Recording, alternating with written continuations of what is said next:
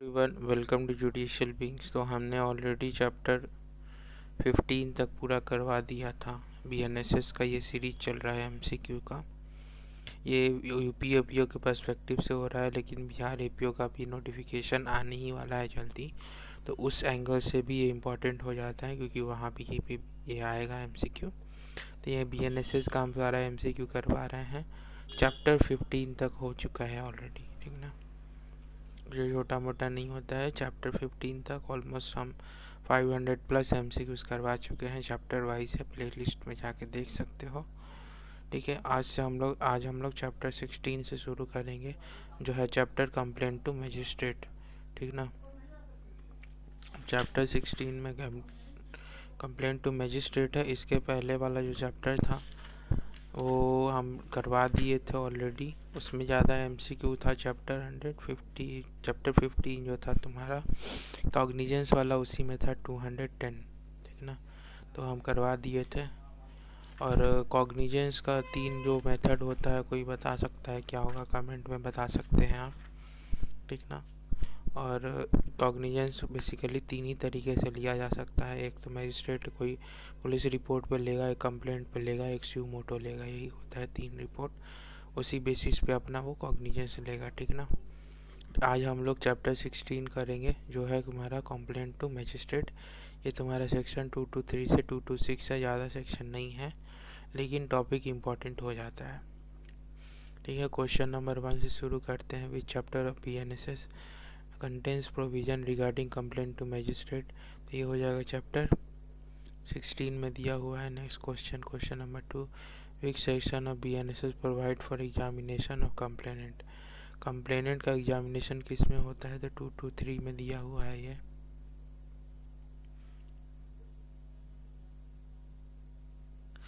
ठीक है, और इसमें एक जो नया चीज़ ऐड हुआ है, पहले जो नहीं था, कि कोई भी कॉग्निजेंस जो मजिस्ट्रेट लेगा, ठीक ना, वो बिना एक्यूज के, एग्जामिनेशन के नहीं लेगा।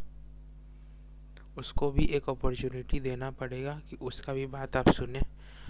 तो उसका बात जब सुन लिया जाएगा, जब दोनों का बात सुन लिया जाएगा, तब कॉग्निजेंस मजिस्ट्रेट लेंगे। ये पहले नहीं था, इस बार ऐड कर दिया गया है। ठीक ना।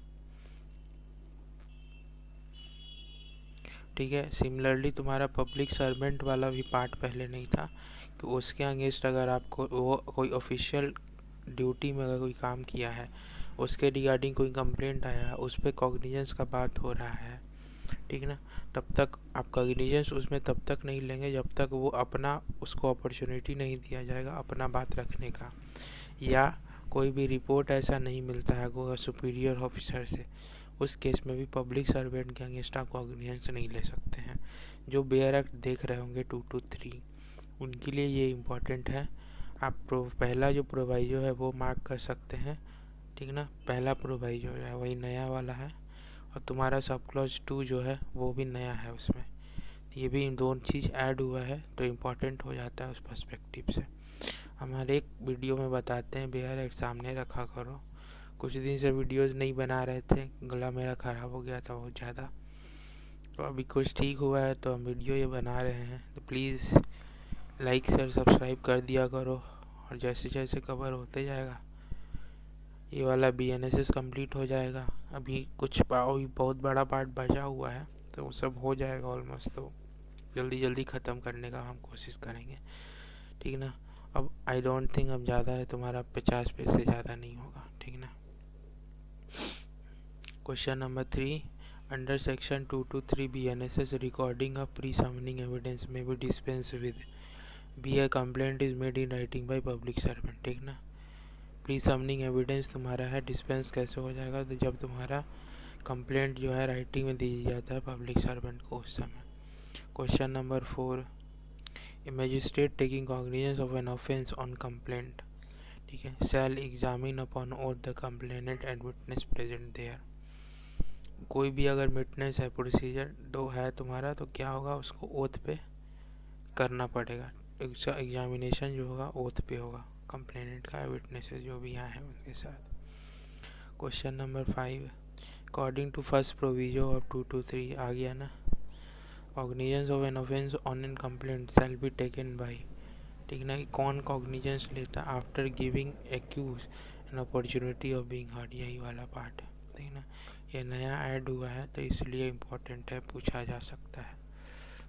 Question number 6, according to section 223 subclause 2, a case of complaint against public servant arising in course of discharge of official duties, magistrate shall not take cognizance unless, क्या क्या है इसमें, दो कंडीशन है यही, report from superior officer to such public servant, कोई report अगर नहीं मिलता है उसका तब तक नहीं ले सकते हैं। दूसरा, opportunity has been given to the public servant to make assertion situation that led to alleged incident, ठीक ना। दोनों केस में आपको अपॉर्चुनिटी देना होगा या तो रिपोर्ट हो, दोनों ही केस में आप रजिस्टर कर सकते हैं। Question number 7, under section 223 BNSS, magistrate need not examine complainant and the witnesses, इसका ऑप्शन बी है। If the complaint is made in writing by a public servant discharge office, मतलब यही है कि मतलब एग्जामिनेशन आप कब नहीं करेंगे कंप्लेनेंट का, तो भाई जब वो कंप्लेंट तुम्हारा कोई पुलिस वाला कर रहा है, मतलब वो ऑलरेडी सब कुछ कर चुका है, तो मजिस्ट्रेट साहब नहीं करेंगे कुछ, उसमें काम नहीं करना पड़ेगा। और क्वेश्चन नंबर 8 बहुत आराम का जवाब होता है। Question number 8, in a private complaint case process can be issued against an accuse after magistrate is of the opinion that there is sufficient ground to proceed with the case. In a private complaint case, process can be issued against an accused after, accused के against process कब शुरू होगा। The magistrate is of the opinion that there is sufficient ground to proceed with the case. Magistrate के opinion है, यहाँ पे एक sufficient ground बनता है केस के साथ proceed करने का तब, ठीक ना। प्राइवेट कंप्लेंट है, उसमें प्रोसेस मतलब प्रोसेस क्या इशू है, प्रोसेस तो कब होगा, तो मजिस्ट्रेट को जब लग रहा है सफिशिएंट ग्राउंड है, केस बन रहा है, तो वो करेगा अपना। Question number 9, which section of BNSS provides for the procedure when the magistrate is not competent to case cognizance, magistrate साहब कॉग्निजेंट तुम्हारा है ही नहीं, कॉम्पिटेंट है ही नहीं कॉग्निजेंस लेने के लिए, तो ये तुम्हारा 224 में दिया हुआ है। तो इसमें यही होता है कि जैसे कॉम्पिटेंट नहीं है, मतलब क्या है, मतलब इनके पास जब आया कंप्लेंट तो इनका बेसिकली यही था कि जो इस टाइप का ऑफेंस दिया है उसका कॉग्निजेंस ये नहीं ले सकते हैं, तो ये किसको भेजेंगे, प्रॉपर कोर्ट को ट्रांसफ़र कर देंगे, ठीक है ना। अगर राइटिंग में नहीं है तो प्रॉपर कोर्ट को ट्रांसफ़र कर दिया जाता है, अगर राइटिंग में है तो रिटर्न कर दिया जाता है किसको, उसको क्या कर दिया जाएगा, जैसे दो केस होगा, या तो राइटिंग में होगा जो पुलिस देगा तो उसको प्रॉपर कोर्ट में बस ट्रांसफ़र कर दो, अगर राइटिंग में नहीं है, ठीक है ना, राइटिंग में नहीं है तब क्या करेगा, इंडोर्स कर देगा, मतलब राइटिंग में तो इंडोर्स करके उसको प्रॉपर कोर्ट में, राइटिंग में अगर नहीं है तब उसको बोलेगा कि राइटिंग में करके ले आओ, उसको बस डायरेक्ट कर देगा कि इस वाले कोर्ट में चले जाइएगा। अगर राइटिंग में है तो उसको इंडोर्स करना पड़ेगा उसको, उसके कि मेरे पास आया था और हम भेज रहे हैं यहाँ से, ये पता चलेगा ना, ये कहाँ से पता चलेगा, उसके इंडोर्समेंट से ही पता चलेगा। Question number 10, if a complaint in writing is made to a magistrate who is not competent to take cognizance of the offence, ठीक ना, डी है, he shall return it for presentation to the proper court with the endorsement to that effect, he shall return it for presentation to the proper court with an endorsement to that effect, यही है तुम्हारा 224 का ही procedure है। Question number 11, which section of BNSS provides for postponement of issue of process, 225 में दिया हुआ है postponement of issue of process, issue of process अगर पोस्टपोन हो रहा है तो मजिस्ट्रेट क्या कर सकते हैं, पोस्टपोन कम कर सकते हैं जब उनके पास जुरिडिक्शन है, ठीक है, अगर जुरिडिक्शन है उनके पास तो मे भी पोस्टपोन कर सकते हैं, ये मे भी वाला पार्ट आता है, ठीक है ना, ये भी वेयर एक्ट में मार्क कर सकते हो।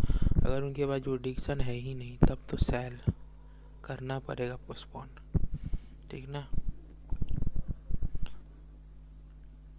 और पोस्टपोन है तो उस समय इंक्वायरी या इन्वेस्टिगेशन ऑर्डर किया जा सकता है। तो विच सेक्शन तो हो जाएगा पोस्टपोनमेंट ऑफ इशू प्रोसेस 225 में दिया हुआ है A. Question number 12, if it appears to the magistrate that the offence complained of is triable exclusively by the court of session, he under section 225 BNSS postponing the issue of process against the accused C shall call upon the complainant to produce all his witness and examine them of oath। ये क्या करेगा, सबको बुला लेगा complaint को oath पे, to produce all his witness and examine then on oath. सारे complainant को बुला लेगा कि अपना अपना विटनेस प्रेजेंट करो और उनका एग्जामिनेशन तो ओथ पे होगा ही।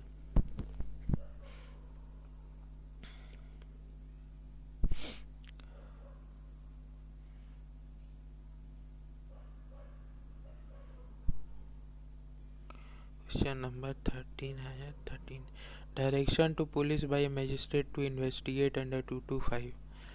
इसमें आपका वो can be given without examination, ये नहीं, can not be given without examining the complainant on oath, can be given before examining the कैन नहीं, पहले एग्जामिनेशन हो जाएगा उसके बाद भी हो जाएगा। Can not be given without examination, examination important होता है क्योंकि वो प्राइमा फेसाई केस बनाएगा ना, उसको पहले इसमें पहले समझो कि कंप्लेंट आया तुम्हारे पास, ठीक है ना। अब तुम उसका पहले एग्जामिनेशन करोगे ना, तुम्हारे पास तो सबूत है नहीं कुछ भी, एक लेटर आया है तुम्हारे पास, एक कंप्लेंट का आया होगा बस, लेटर लिख के दिया होगा ये हुआ मेरे साथ। अब तुम्हारे पास पहले एविडेंस जुगाड़ना पड़ेगा ना, तो एविडेंस जुगाड़ने के लिए तो इन्वेस्टिगेशन है, एविडेंस कलेक्ट होगा। लेकिन एविडेंस भी इन्वेस्टिगेशन में ऑर्डर कब करे, जब हमको लगेगा जो सामने आया है कंप्लेंट करने जो आया उसका केस में कुछ है कि नहीं। वो आ गया है कि मेरी गर्लफ्रेंड से ब्रेकअप हो गया, उसके लिए तो अब नहीं ना होगा, या इस तरह का ट्रिवियल मैटर है उसमें कंप्लेंट लेके आ गया है तो उस वाले केस में तब नहीं होगा। तो वो सब मैटर भी देखना होगा मजिस्ट्रेट को कि अगर ये कोई ऐसा तो नहीं है कोई केस हुआ है उसके बाद ये तुरंत आ गया यहाँ पे कंप्लेंट करने, वहाँ पुलिस नहीं कर रहा है रजिस्टर, तो ये सब अगर देख लेगा मजिस्ट्रेट, इंश्योर कर लेगा कि हाँ प्रोसीड किया जा सकता है प्राइमा फेसाई, तब वो इन्वेस्टिगेशन ऑर्डर करता है। तो पहले तो एग्जामिनेशन करना एकदम कंपलसरी है, लॉजिकली कंपलसरी है, लॉजिक लगाओ लॉ में तब समझ में आ जाएगा। Question number 14, section 226 of BNSS deals with, किससे है तो डिसमिसल ऑफ कंप्लेंट से डील करता है। बेयर एक्ट है, मार्क करते चलो, इसका केस भी है डिसमिसल ऑफ कंप्लेंट का, बता देते हैं। After dismissal of A complaint 615 पे under section 226 A fresh criminal complaint on the same fact किया जा सकता है कि नहीं। ये बार नहीं है, is not bar but will be entertain only in exceptional circumstances, यही केस ही है, ये केस में हेल्ड हुआ था। ये केस है तुम्हारा पूनम चंद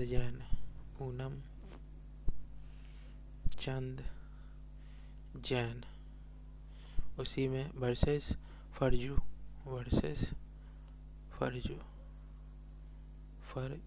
फजलू नहीं है, जो फर्जू है, ठीक है ना। ये वासीपुर में फजलू था, ये फर्जू है, ठीक है ना।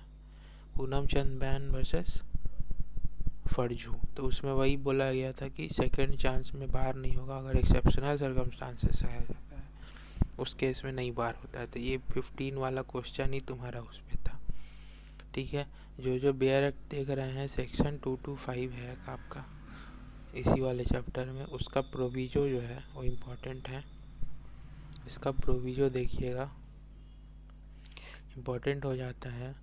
उसमें दिया है कि no such direction for investigation shall be made, दो चीज़ में इन्वेस्टिगेशन का ऑर्डर नहीं दिया सकता है। तो एक वाला तो हम लोग क्वेश्चन कवर कर लीजिए कि जब तक तुम्हारा इन्वेस्टिगेशन का ऑर्डर नहीं, जब तक एग्जामिनेशन नहीं होगा कंप्लेंटेड विटनेसेस का, तब तक नहीं किया जाएगा। लेकिन एक और है कि केस अगर ट्राइबल है कोर्ट ऑफ सेशन द्वारा, तब तक आप इन्वेस्टिगेशन ऑर्डर नहीं कर सकते हैं, उसमें कोर्ट ऑफ सेशन ही अपना माइंड देखेगा, ठीक है ना। उस केस में भी आप इन्वेस्टिगेशन ऑर्डर नहीं करें, दो सर्कमस्टांसेस है, इसको मार्क कर लीजिएगा। इसी के साथ तुम्हारा चैप्टर 16 हम ख़त्म कर दिए हैं। ठीक है, नेक्स्ट चैप्टर तुम्हारा चैप्टर 17 कराएंगे। प्लीज़ लाइक शेयर सब्सक्राइब कर दिया करो।